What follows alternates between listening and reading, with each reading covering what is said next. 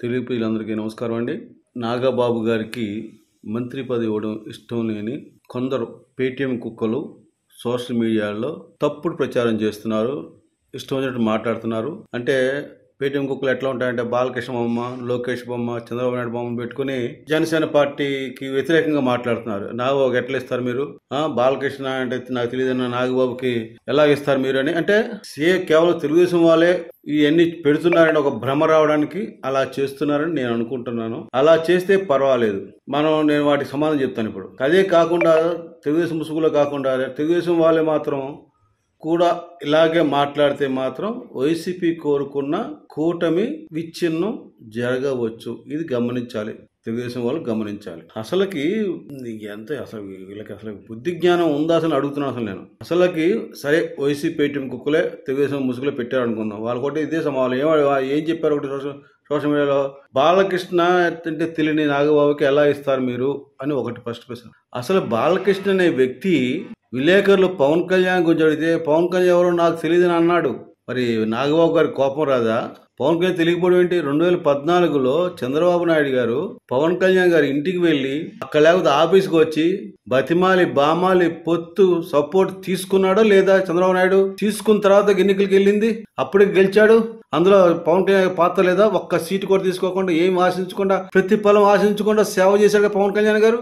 అది మర్చిపోయి బాలకృష్ణ అట్లా అన్నాడని నాగబాబు గారు కోపం వచ్చి ఏదో ఇంకో సందర్భంలో బాలకృష్ణ ఎవరో నాకు తెలియదు అన్నాడు. వీళ్ళు ఎందుకు చెప్తున్నా కంపేర్ చేస్తే కొంతమంది తెలియదు, దీనికి మర్చిపోతారు. అంటే వాళ్ళ లేవలెత్తిన సోషల్ మీడియా ఒక ప్రశ్న ఇది. రెండోది, నాగబాబు మళ్ళా కాపులకి ఇస్తాడు జనసేన పార్టీ వాళ్ళు, ఇది కాపుల పార్టీ కాదా అని ఒకడు. ఏమండి, మీ వైఎస్ జగన్మోహన్ రెడ్డి 100 పోస్టులు ఉంటే 99 రెడ్లకు ఇచ్చాడు కదా. అలాగే ఇక్కడ ఎవరు ఇవ్వలేదు కదా.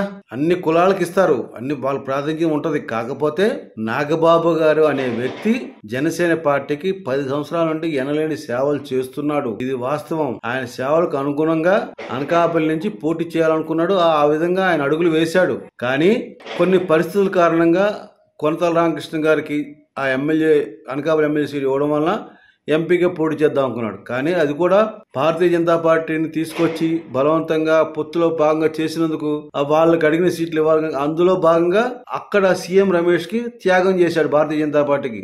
అప్పుడు నాగబాబు గారు కూడా చెప్పాడు, నా తమ్ముడు ఏం చెప్తే చేస్తాను. తమ్ముడు అని ఆయన లీడర్ అంటారు. నా లీడరు ఏం చెప్తే అది అనుసరిస్తాను, నా లీడర్ ఏం చెప్తే చేస్తానని చెప్పాడు నాగబాబు గారు ఆ రోజున. ఆ ప్రకారంగా ఆయన కట్టుబడి జనసేన పార్టీకి అహర్నిశలు కష్టపడ్డాడు.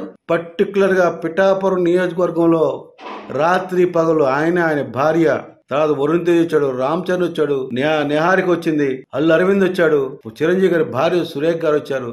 వీళ్ళందరూ వచ్చి జబర్దస్త్ టీమ్ హైపరాది కావచ్చు, చాలా మంది వచ్చి అందరూ వచ్చి వాలంటీర్గా పవన్ కళ్యాణ్ గారి కోసం ఎంతో కష్టపడారు. ఎందుకు కష్టపడ్డారంటే నిన్న మీకు వీడియో చేసి చెప్పాను. ఆయన హత్యా ప్రయత్నం అప్పుడు ఆ వీడియోలో చెప్పాను నేను క్లియర్ గా. ఎందుకంటే ఇటువంటి నీతిమంతుడు, న్యాయంగా పనిచేసేవాడు, ప్రజల్ని హక్కును చేర్చుకున్నాడు, ప్రజలని నా కన్నా బిడ్డలను చూసుకునే గొప్ప నాయకుడు ఈ తరానికి దొరకడు. ఒకవేళ ఆయన పొరపాటున గెలిచి అసెంబ్లీకి అడుగు పెడితే ఆయన పరిపాలన చూడాల్సి వస్తుంది. ఒక్కసారి పవన్ కళ్యాణ్ గారి పరిపాలన చూస్తే ఇక మన ముఖం ఎవరు చూడరని ఈ దొంగ లుచ్చ పార్టీలందరూ, అన్ని నాయకులందరూ కూడా పవన్ కళ్యాణ్ గారికి ఓడించాలని ప్రయత్నించారు. అందుకనే నాగబాబు గారు వారి మిసెస్ ఎంతో కష్టపడ్డారండి పవన్ కళ్యాణ్ గారు గెలుపు కోసం. చాలా మంది ఇన్ఛార్జీలు ఉన్నారు, చాలా మంది నటులు వచ్చారు, టీములు వచ్చారు, అందరూ వచ్చి చక్కగా ప్రతి ఒక్కరు కూడా. కాకపోతే పిఠాపురం వాస్తవులకి ఒక్కసారి నేను నమస్కారం పెడతాను. ఎందుకంటే గొప్పవాళ్ళని వాళ్ళు. ఏ రోజైతే పవన్ కళ్యాణ్ గారి పేరు ప్రకటించగానే మేము గెలిపిస్తాం, పవన్ కళ్యాణ్ మావాడిని ధైర్యం చెప్పారు. అదే మాట కట్టుబడి ఎన్ని ప్రలోభాలు, కిలో బంగారం ఇచ్చారండి, ఇంటికి కిలో బంగారం ఇచ్చారండి పవన్ కళ్యాణ్ వ్యతిరేక ఓటేయడం కోసం. ఇది వాస్తవం అండి. ఇది నేను చెప్తున్నా, 1000 కోట్లు ఖర్చు పెట్టారు ఆయన ఓడించాలని. ఎందుకంటే ఆయన గెలవకూడదని. అంత కష్టపడ్డ నాగబాబు గారికి రాజ్యసభ మెంబర్ ఇద్దామని అనుకున్నాడు. అదే కానీ ఇక్కడ రాజ్యసభ మెంబర్లో కూడా కొన్ని పరిస్థితులను కృష్ణయ్యకి ఇవ్వడం కోసం భారతీయ జనతా పార్టీ అడగడం వలన ఈయన త్యాగం చేశాడు మళ్ళా పవన్ కళ్యాణ్ గారు. అటువంటి పరిస్థితుల్లో చంద్రబాబు నాయుడు గారు జనసేన పార్టీ ఎప్పుడు త్యాగాలు చేస్తుంది అది అని చెప్పి ఆ త్యాగానికి ప్రతిఫలంగా నాగబాబు గారికి మంత్రి పదవి ఇస్తా అని చెప్పి పవన్ కళ్యాణ్ చెప్పారు. ఆయన ఓకే అన్నాడు.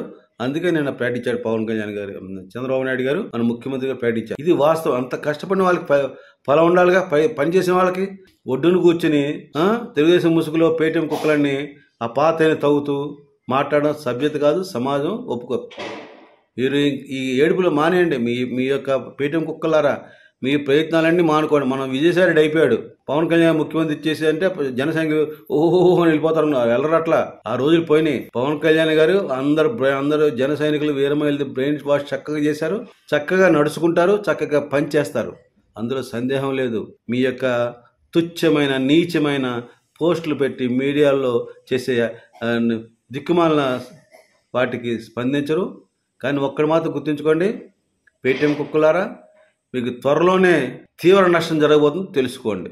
ముఖ్యంగా నేను కోరేది ఒకటే, ఒకవేళ కొంతమంది పేటీఎం కుక్కలు తెలుగుదేశం ముసుగులో ఇటువంటి పోస్టులు పెట్టి సోషల్ మీడియా ప్రచారం చేస్తే కూటమి పార్టీకి ఏమి నష్టం లేదు. కానీ నిజంగానే సహజం అండి ఇది. ఎందుకంటే తెలుగుదేశం పార్టీ వాళ్ళకి చాలా మందికి ఇప్పుడే కాదు, 2014 కూడా నుంచి కూడా వాళ్ళకి ఉంది.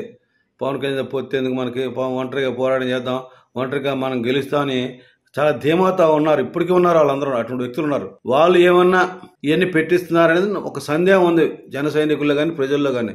ప్రజలకి సందేహం వచ్చిందంటే ఒక్కసారి తెలుగుదేశం పార్టీ వారు ఆలోచించాలి.